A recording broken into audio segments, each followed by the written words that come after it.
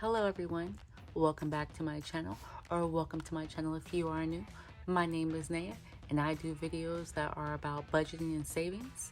I created this channel to stay accountable for my savings goals and to inspire and help others in the process.